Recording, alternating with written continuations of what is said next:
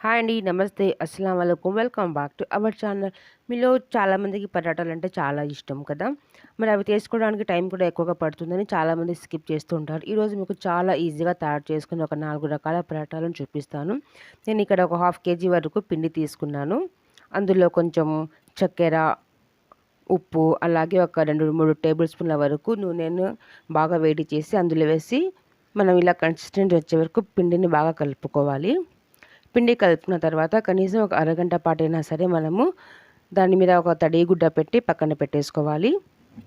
ఇలా half an hour నానిన తర్వాత మనం దీన్ని ఒక 4 ముద్దలుగా చేసుకొని ఒక్కొక్క పిండి ముద్దని ఇలా చపాతీలాగా బాగా మెత్తగా స్ప్రెడ్ చేసుకోవాలి.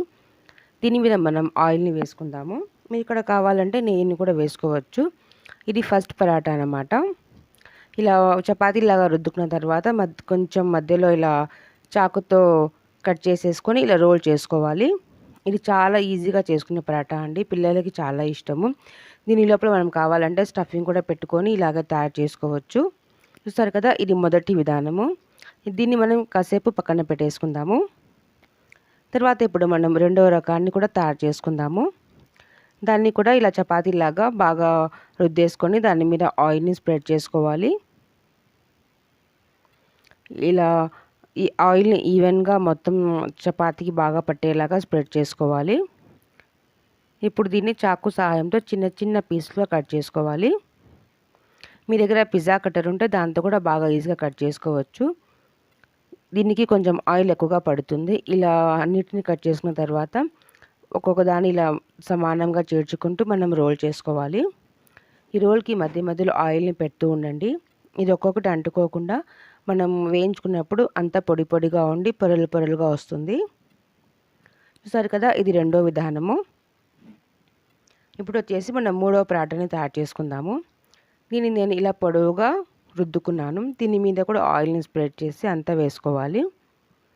దీని వచ్చేసి మనము మధ్యలో ఒక 3 పార్ట్లలాగా ఇలా చేతి వేళ్ళతో గట్టిగా నొక్కేసుకోవాలి.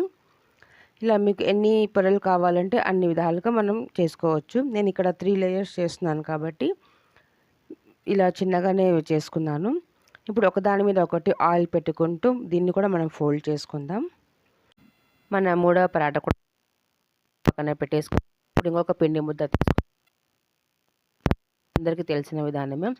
పిండిని బాగా చపాతీలాగా పలచగా ఒత్తుకోవాలి. ఇలా దాని మీద కూడా ఆయిల్ పూసి ఇలా రోల్ చేసుకుంటూ ఎండింగ్ వరకు తీసుకొని వెళ్ళాలి. చూసారు కదా, మీ రోల్ అనేది కొంచెం చిన్నగా ఉండాలి. లావుగా రోల్ చేసుకుంటే మనకి లేయర్స్ అనేవి చాలా పర్ఫెక్ట్గా రావు. ఎంత సన్నగా రోల్ చేసుకుంటారో మనకి లేయర్స్ కూడా అంత బాగా వస్తాయి. ఇలా అంతటిని ఇలా బాగా రోల్ చేసుకోవాలి. ఇలా రోల్ చేసుకున్న తర్వాత దీన్ని మనం ఇలా రౌండ్గా తిప్పుకుంటూ పెట్టేసుకుందాము. చూసారు కదా ఫ్రెండ్స్, దాని మీద కూడా మనం కొంచెం ఆయిల్ని అప్లై చేసుకుంటూ ఇలా ముద్దలాగా చేసుకోవాలి. ఇప్పుడు మనం దీన్ని ఒత్తుకుందాము. ఈ పరాటాలు చేసేటప్పుడు మనకి పొడి పిండి అనేది కొంచెం ఎక్కువగానే యూజ్ అవుతుంది. ఎందుకంటే మనం కింద ఆయిల్ పెడతాం కాబట్టి అది జారిపోతూ ఉంటుంది. కాబట్టి కొంచెం పిండిని కింద వేసుకుంటూ మనం ఇలా మరీ పలుచగా స్ప్రెడ్ చేసుకోకుండా ఒక మాదిరిగానే దీన్ని మనము ఒత్తుకోవాలి. చూసారు కదా, ఇలా అన్నింటిని మనం ఒత్తేసుకొని పక్కనే పెట్టుకుందాం. ఇప్పుడు స్టవ్ ఆన్ చేసి ప్యాన్ పెట్టుకుందాం. ఇప్పుడు ఒక్కొక్క పరాటాని మనం బాగా వేయించుకుందాము. పరాటాలు ఎప్పుడైనా సరే మనం నెయ్యిలో వేయించుకుంటే చాలా టేస్ట్ వస్తుంది. మనకి ఆ పొరలు కూడా బాగా సపరేట్ అయిపోయి బాగా కనిపిస్తాయి. మీకు ఇష్టం లేకపోతే నూనెతో కూడా వేయించుకోవచ్చు. ఇలా అన్నింటిని బాగా 2 వైపులా కాల్చుకుందాము.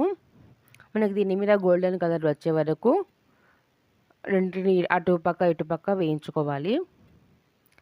చూసారు కదా ఫ్రెండ్స్, చాలా ఈజీగా మనం ఇంట్లోనే ధాబా స్టైల్లో తయారు చేసుకునే పరాటాలు తయారు చేసుకున్నాము. మీలో చాలామంది హోటల్లో ఓన్లీ పరాటాల కోసమే వెళ్తూ ఉంటారు. ఈ పరాటాలు అనేవి చిన్నపిల్లలు కూడా చాలా ఇష్టము. ఒక పరాటా చేసి టీ చేసి ఇస్తే పిల్లలు చాలా బాగా ఎంజాయ్ చేస్తూ తింటారు. మనకి టిఫిన్స్లో కూడా చాలా బాగా ఉంటుంది.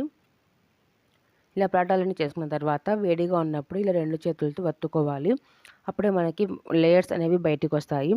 అవి చల్లారిన తర్వాత చేసుకుంటే మనకి లేయర్స్ అనేవి ఒకదానికొకటి అంటుకుంటుంది. చూడండి దీనికి ఎంత మంచిగా లేయర్స్ అనేవి వచ్చాయో.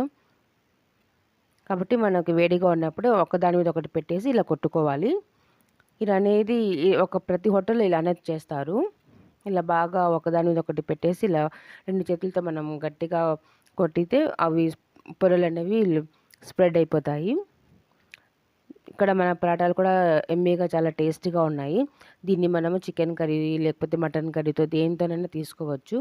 మరి మీరు ఏ కర్రీని ప్రిపేర్ చేసి ఏ కర్రీతో తింటారో నాకు కామెంట్ చేయండి. ఒకవేళ మీకు ఈ వీడియో నచ్చితే ప్లీజ్ నా ఛానల్ని లైక్ చేయండి, సబ్స్క్రైబ్ చేయండి. అలాగే మీ ఫ్యామిలీ ఫ్రెండ్స్ అందరితోనూ షేర్ చేయడం మాత్రం మర్చిపోవద్దు. చాలా ఈజీగా మనం ఇంట్లోనే పరాటాలని కష్టపడకుండా ఎలా తయారు చేసుకోవాలో చూసుకున్నాం కదా. మరి పిల్లల లంచ్ బాక్స్లోకి ఈజీగా ఇలా పెట్టేసి ఇవ్వచ్చు. వాళ్ళు ఈవినింగ్ స్కూల్ నుండి రాగానే ఇలా కూడా తయారు చేసి ఇవ్వచ్చు. మరి మీరు కూడా టైం ఎక్కువగా వేస్ట్ చేయకుండా ఈ పరాటాలు నచ్చితే ప్లీజ్ ఒకసారి ట్రై చేయండి. చాలా బాగుంటాయి, చాలా టేస్టీగా ఉంటాయి. Thank you for watching.